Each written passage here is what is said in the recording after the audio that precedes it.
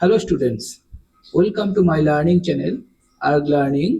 बात करते हैं जेई मेन में 28 जनवरी 2026 को एमिन चैप्टर से एक क्वेश्चन आया था।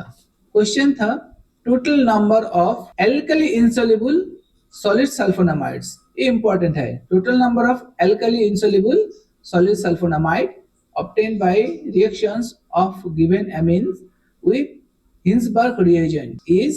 इसमें बहुत सारे एमिन्स दिए गए हैं। किस एमिन जो एल्कली इंसोल्युबल है वो हमें निकलना है। The number of amines that are insoluble in aqueous alkali. Hinsberg reactions है ये reactions of amine with benzene sulfonyl chloride to form sulfonamide.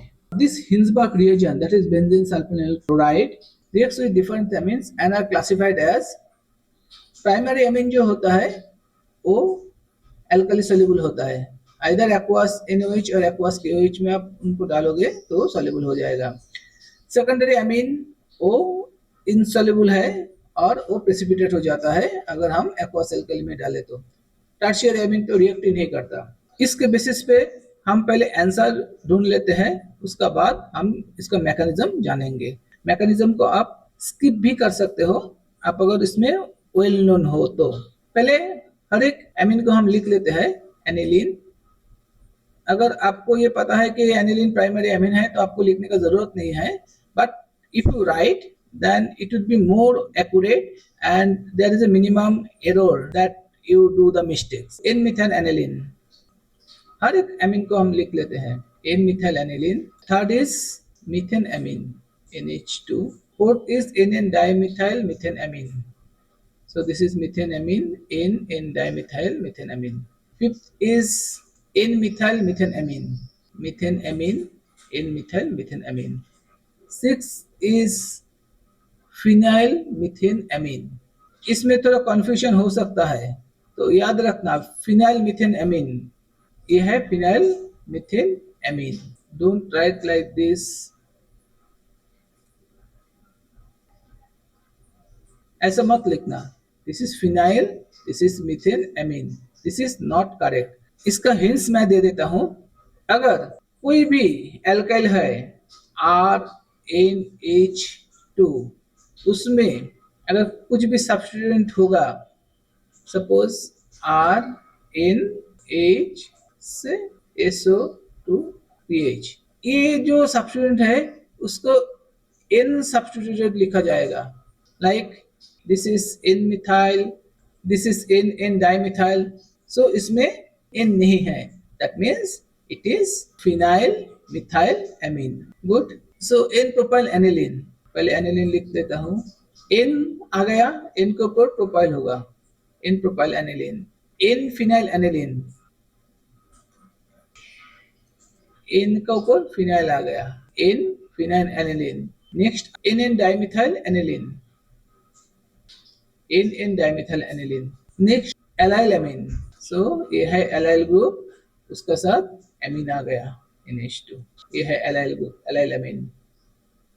Isopropyl amine, ये है आइसोप्रोपाइल ग्रुप, ये है amine, this is isopropyl amine.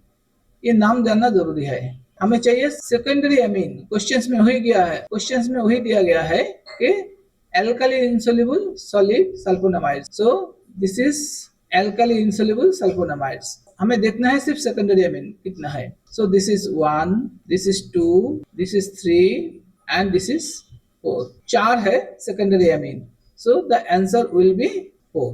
So this is the correct answer. अभी questions बहुत सारे आ सकता है। क्वेश्चंस ये आ सकता है why secondary amine is insoluble in aqueous alkali, why primary amine is soluble in aqueous alkali. तो हम उसका स्ट्रक्चर देख लेते हैं। तो कोई भी एक स्ट्रक्चर ले लो आप। एक सिंपल एग्जांपल देता हूं, ethylamine. So it reacts with benzene sulfonyl chloride, it will give NHSOOPH। PH मतलब benzene. Organic compounds are soluble in organic solvents only, like dissolves like। inorganic compound dissolves in water।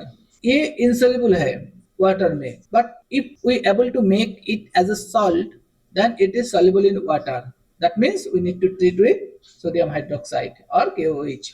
KOH का ये OH minus होता है, ये इधर attack करेंगे और ये चले जाएंगे इन minus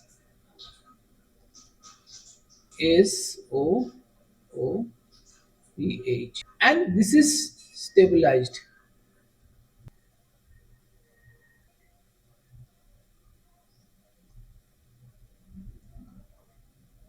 This is resonance stabilized.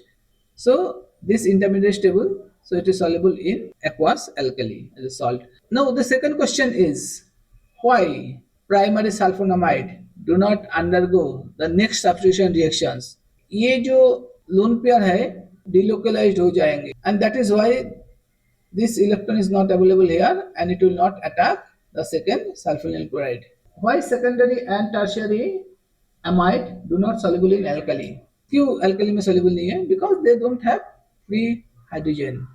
Once the secondary react, so then they don't have the, this is say this NN dimethyl amine, so it react, it will give sulfonamide. So no hydrogen is available. Formation of salt is not possible here, and that is why it is not soluble. And tertiary also do not react because they don't have free hydrogen, and that's why they do not react with sulfonamide in normal conditions. So that's all. अच्छा लगे तो like कर देना और channel को subscribe करना का कोई भी क्वेरीज है तो लिख सकते हो कमेंट सेक्शन में I try to solve this problem with proper reasons so thank you very much मिलते हैं नेक्स्ट वीडियो में बाय बाय